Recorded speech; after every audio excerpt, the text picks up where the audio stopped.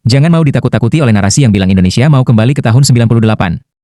Di video ini, kita akan membedah analisis tajam Said Didu tentang kenapa skenario menjatuhkan pemerintah dengan taktik lama dipastikan gagal total di era Prabowo. Ada satu kunci rahasia yang dipegang Prabowo yang tidak dimiliki Soeharto di akhir masa jabatannya.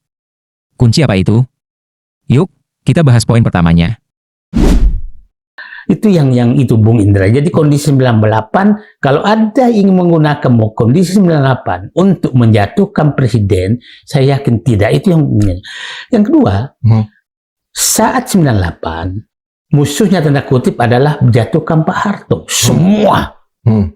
Berhentikan Pak Harto. Semua.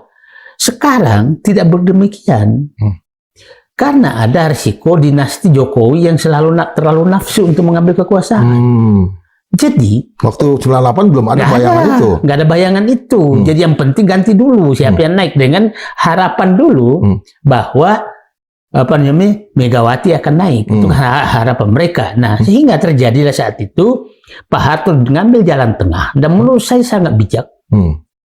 Beda dengan sekarang. Ya, menunjuk Habibie. Kalau ini kan menunjuk Gibran kan revolusi lah. Menurut Said Didu, kegagalan tata kelola seringkali bersumber dari kesalahan dalam penempatan personel, staffing. Ia mengkritik kebiasaan mengakomodasi kepentingan pihak tertentu, seperti kelompok, geng Solo, yang justru membuat kabinet tidak bekerja untuk visi presiden. Ia menekankan bahwa pemimpin harus menempatkan orang yang kompeten dan sejalan dengan visi nasional untuk memastikan pemerintahan bekerja efektif. Kenapa Pak Harto bisa menyelesaikan masalah bangsa yang sangat rumit? Karena dia sukses di staffing. Menempatkan orang yang cocok di bidangnya masing-masing. Pak Prabowo sebaliknya tidak. Dia gagal di staffing. Akhirnya berantakan seperti ini. Gagal di staffing karena terlalu banyak mengakomodir.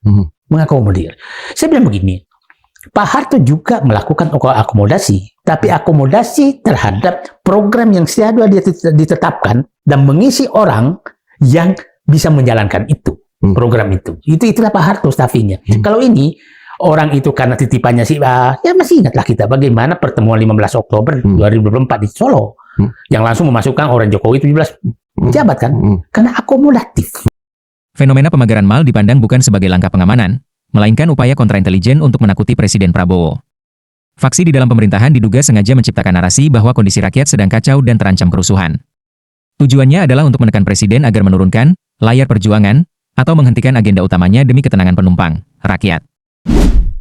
Saya yakin ada faksi dalamnya Presiden Prabowo ini yang menginginkan menasihati Pak, hati-hati Pak. Ini penumpang lagi kacau nih, ini akan terjadi kerusuhan, ini akan terjadi apa gitu. Siapa tahu yang terjadi kemarin, sekarang ini pagar-pagar itu untuk menakuti beliau. Agar menurunkan layar perjuangan mereka. Itu ada faksi itu yang sedang berjuang, dan ceritanya saya banyak.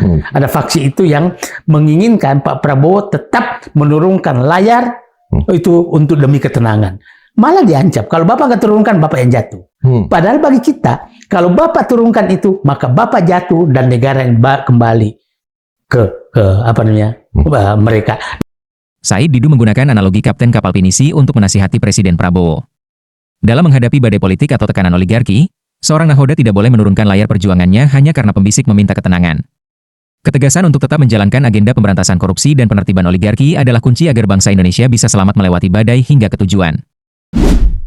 Pak Prabowo, saya berharap ya memakai prinsip, kalau Bapak mau menghantarkan bangsa Indonesia ini menuju cita-cita yang Bapak inginkan, bahwa kekuasaan, bahwa negara di atas kekuasaan, pasal 33 Undang-Undang berlangsung, maka pakailah filosofi kapten pinisi, bahwa jangan terlalu terpengaruh pada saat badai, maka Bapak harus konsisten tidak menurunkan layar, hanya mendengarkan pembisik bahwa penumpang harus tenang.